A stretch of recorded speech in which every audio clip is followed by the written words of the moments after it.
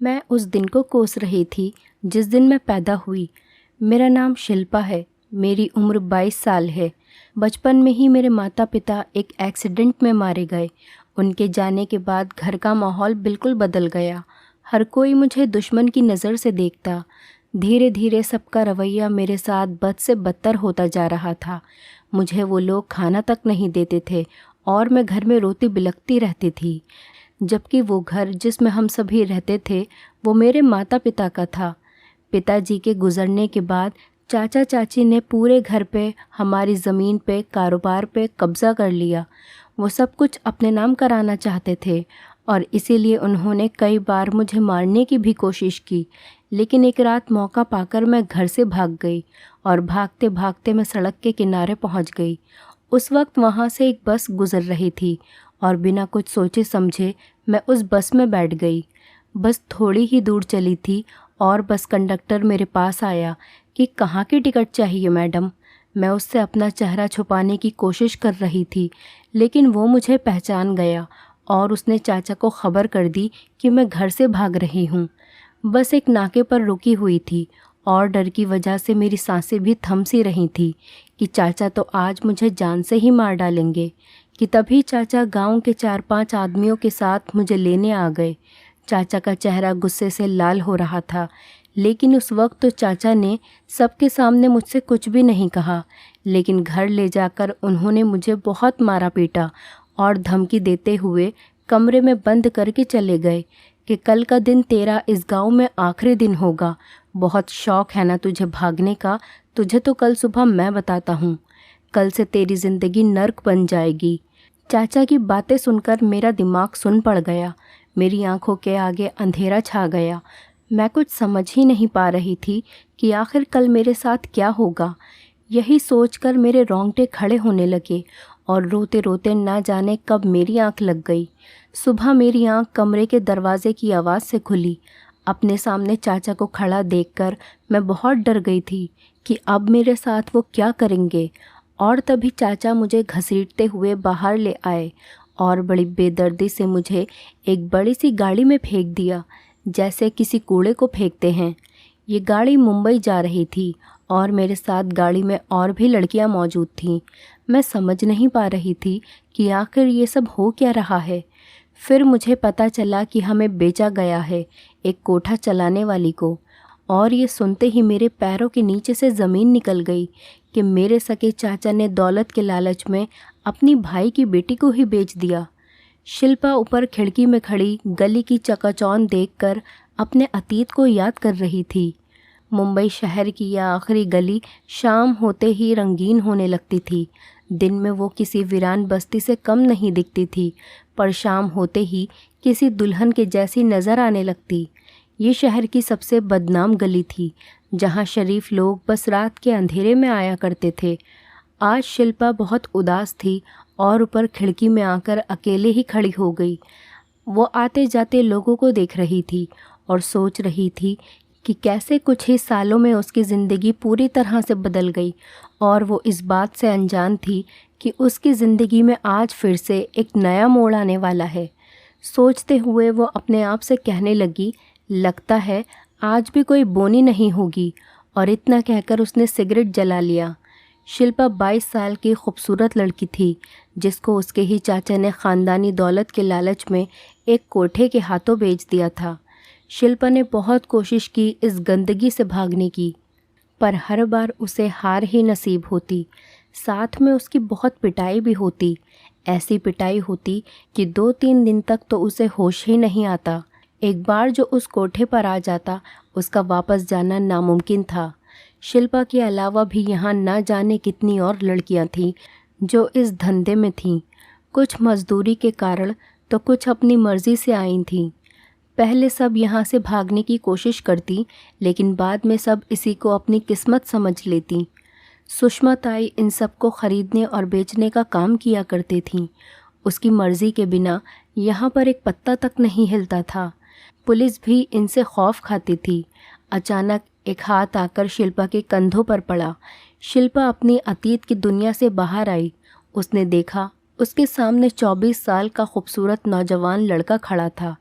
उसने आंखों के इशारे से शिल्पा को कमरे में चलने के लिए कहा। शिल्पा ने सिगरेट फेंकी और उसके साथ चली गई। सारी रात वो शिल्पा के बदन से खेलता रहा। सुबह होते ही उसने खुश होकर शिल्पा को 5,000 रुपये थमा दिए। शिल्पा ने 2,000 रुपये उसे वापस कर दिए तो वो शिल्पा से कहने लगा, अरे रख लो, तुम्हारे लिए ही हैं। शिल्पा ने कहा, नहीं साहिब, हराम का खाने की आदत नहीं है अपनी, जितना काम उतने पैसे। तो ये सुनकर उसने शिल्पा से उसका नाम पूछा, लेकिन शिल्पा बोली, नाम जानकर क्या करेगा साहिब। इस पर वो बोला, इतनी खुददार लड़की पहली बार देखी है इसीलिए। शिल्पा बोली, जैसा मेरा धंधा है उसमें ये नाम वाम जानने की ज़रूरत नहीं पड़ती, बस आओ अपना काम करो और निकल जाओ। उसे शिल्पा की बातें बड़ी अजीब लगी और उससे भी ज़्यादा खटका उसका रूखा मिजाज, और कहने लगा, बड़ी बेपरवाह है तू। और उसे नज़र भर देखने के बाद वो बाहर निकल गया। कुछ दिन गुजरे कि एक शाम वो फिर से उसी गली में आया। उसका नाम रवि था और वो एक प्राइवेट कंपनी में अच्छी पोस्ट पर काम करता था। उसने चारों तरफ देखा पर शिल्पा उसे कहीं दिखाई नहीं दी। ऊपर गया तो ऊपर जाते ही लड़कियों ने उसे घेर लिया। हर कोई उसकी मेहमान नवाजी को तैयार था। तभी सुषमा ताई ने सबको दूर करते हुए कहा, अरे लड़कियों हटो, और रवि की तरफ देखते हुए कहने लगी, कौन सी लड़की चाहिए? जिस पर उंगली रखोगे वही तुम्हारी। रवि बोला, वो कहाँ है सुषमा ताई? इस पर सुषमा ताई बोली, अरे कौन वो? रवि बोला, कल जो मेरे साथ थी। सुषमा ताई कहने लगी, नाम पता है उसका भी या नहीं? तो वो कहने लगा कि उसने नाम नहीं बताया था अपना। इतने में वहाँ शिल्पा आ गई। उसने शिल्पा की तरफ उंगली कर दी। वहाँ खड़ी सभी लड़कियाँ शिल्पा की तरफ देखकर मुंह बनाकर चली गईं। पता नहीं इसको शिल्पा में क्या दिख गया है।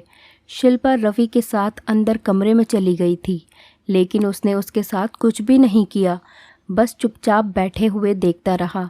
तो ये देखकर शिल्पा बोली, ऐसे क्या देख रहे हो? जिस काम के लिए आए हो करो और निकलो। शिल्पा ने ब्लाउज़ खोलते हुए कहा। तो रवि कहने लगा, तुम इतनी खूबसूरत हो कि कोई भी तुम्हारे लिए अपनी जान तक दे दे, फिर इस दलदल में किस लिए हो? शिल्पा ने उसे देखते हुए कहा, मैं तुम्हारे हर सवाल का जवाब देना ज़रूरी नहीं समझती, मेरा काम है नुमाइश करना बस। तो इस पर रवि कहने लगा, पर आज मैं तुमसे खेलने नहीं आया हूँ। मैं खुद नहीं जानता मैं यहाँ पर क्यों आया हूँ, पर यहाँ खींचा चला आया। तुम्हारे बारे में जानने की इच्छा होने लगी। रवि ये कहते हुए बिस्तर पर लेट गया। रवि की बातें सुनकर शिल्पा बोली कि आप जैसे लोगों के लिए ऐसी लड़कियां सिर्फ एक रात की मेहमान हुआ करती हैं, पर दिन में आप जैसे बड़े लोग हमें पहचानते तक नहीं। शिल्पा ने अपनी साड़ी का पल्लू कंधे पर रखते हुए कहा। तो रवि बोल पड़ा, तुम्हारी बातें बहुत कड़वी हैं पर सच होती हैं। ये कहते हुए रवि सिगरेट जलाने लगा और एक सिगरेट उसने शिल्पा की तरफ भी बढ़ा दी। शिल्पा इत्मीनान से सिगरेट पी रही थी।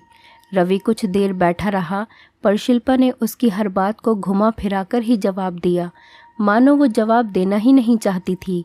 रवि ने जेब से 1,000 रुपये निकाले और शिल्पा की तरफ बढ़ा दिए। ये देखकर शिल्पा बोली, जब कुछ किया ही नहीं तो फिर पैसे किस बात के? तब रवि ने वो पैसे वापस रख लिए और फिर वो वहाँ से चला गया। शिल्पा बुद्ध बनी हुई वहीं खड़ी रही। इतने सालों में उसके साथ ऐसा पहली बार हुआ था कि कोई ग्राहक बिना उसे नोचे खसोटे वापस चला गया। हर रात उसका सामना नए नए लोगों से होता था। कभी उनका रवैया उसे डराता तो कभी उनकी डिमांड्स, और शिल्पा को पैसे के बदले उनकी हर बात माननी पड़ती थी। शिल्पा सोच में डूबी हुई थी कि तभी उसकी सहेली वहाँ पर आ गई। क्या बात है, आजकल तो मैडम छाई हुई हैं गली में। शिल्पा ने बिस्तर पर गिरते हुए उससे कहा कि कोई भी बात नहीं है, रोज़ का कस्टमर है तो आ गया। उसकी सहेली ने उसके पास बैठते हुए कहा, वैसे तेरा ये वाला कस्टमर है बड़ा मस्त। कोठे की सारी लड़कियां तैयार हैं उसके साथ जाने को, पर एक वो है कि उसे तुझसे फुर्सत ही नहीं मिलती। उसने मुंह बनाते हुए कहा। तो शिल्पा ने कहा, अरे अरे मुंह क्यों बनाती है मेरी जान? कस्टमर है, कौन सा मेरा आशिक है जो तुम लोग इतना जल रहे हो? कुछ देर इधर उधर की बातें होती रहीं, फिर दोनों बाहर चली गईं। उधर रवि का बुरा हाल था। वो शिल्पा के बारे में ही सोचता रहा। उसका रूप, उसकी अदाएं, उसकी आंखें, उसकी बातें उसके सामने नाचती रहती। वो शिल्पा को जानना समझना चाहता था, उसके करीब जाना चाहता था। शिल्पा के पास हर शाम जाना उसकी रोज़ की आदत हो चुकी थी। कभी कभी तो वो उसके लिए कीमती सामान ले जाया करता। काफ़ी मिन्नतों के बाद शिल्पा कभी कभी उसके गिफ्ट्स रख लिया करती थी। एक शाम जब रवि कोठे पर आया तो उसे शिल्पा कहीं भी नहीं दिखी। उसने सुषमा ताई से पूछा कि शिल्पा कहाँ है, पर उन्होंने उसे बता दिया कि वो दूसरे कस्टमर के साथ बिज़ी है। आज किसी और लड़की से काम चला लो। रवि को ये सुनकर धक्का सा लगा। वो वहाँ से चला गया। अब रवि किसी और लड़की से बात करता। कुछ हफ्ते गुजरने के बाद रवि को मौका मिल ही गया। उसने शिल्पा को देखा तो उसका मन किया कि भागकर उसे गले लगा ले, पर नहीं लगा पाया। कमरे में आते ही शिल्पा ने कहा, बड़े दिनों बाद याद आई हमारी। रवि ने उससे कहा कि सुषमा ताई ने मुझे बताया कि तुम बहुत व्यस्त रहती हो। इस पर शिल्पा कहने लगी, हाँ, वो बाहर से ताई के कुछ ख़ास मेहमान आए हुए थे, उन्हीं की खिदमत में लगी थी। ये सुनकर रवि कहने लगा, तुम ये सब छोड़ क्यों नहीं देती शिल्पा? शिल्पा बोल पड़ी, क्या सब रवि? गैर मर्द के साथ रात बिताना? शिल्पा ने रवि से कहा, तो फिर तुम क्या हो? तुम भी तो मेरे लिए एक गैर मर्द ही हो। शिल्पा की बात सुनकर रवि को दर्द सा महसूस हुआ और वो बोला, क्या हमारा कोई रिश्ता नहीं है शिल्पा? शिल्पा बोली, एक वैश्या का एक शरीफ इंसान से क्या रिश्ता हो सकता है, तुम ही बता दो। और अगर कोई रिश्ता होगा तो उसे शराफत की दुनिया के आप जैसे लोग नाजायज़ रिश्ता कहते हैं, जिनका सच इन काली रातों की रंगीनियों में छुपा हुआ है। शिल्पा की दर्द भरी आवाज़ में बात सुनते हुए रवि बोला, पर मुझे अच्छा नहीं लगता जब कोई और तुम्हें छूता है, तुम्हें देखता है, तुम्हारे पास आता है। शिल्पा कहने लगी, क्यों, तुम्हें क्यों ऐतराज़ है? तुम भी तो यही सब करते हो और मेरा यही पेशा है। रवि गुस्से से झल्लाकर बोल पड़ा, क्योंकि मैं तुमसे प्यार करने लगा हूँ, तुम्हें चाहने लगा हूँ, तुम्हारे बिना नहीं रह सकता। अब जब कोई तुम्हें छूता है तो मेरे तन बदन में आग लग जाती है।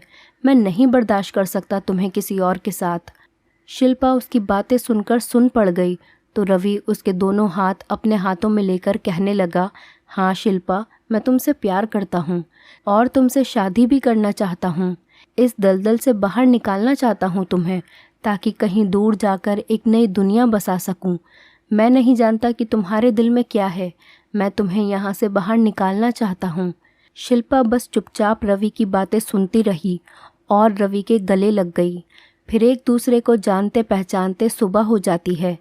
फिर रवि अपना ध्यान रखना, मैं जल्दी ही तुम्हें लेने आ जाऊंगा कहकर बाहर निकल जाता है। रवि कुछ दिनों के लिए शहर से बाहर चला जाता है। इधर शिल्पा का व्यवहार भी सबके साथ बदल जाता है।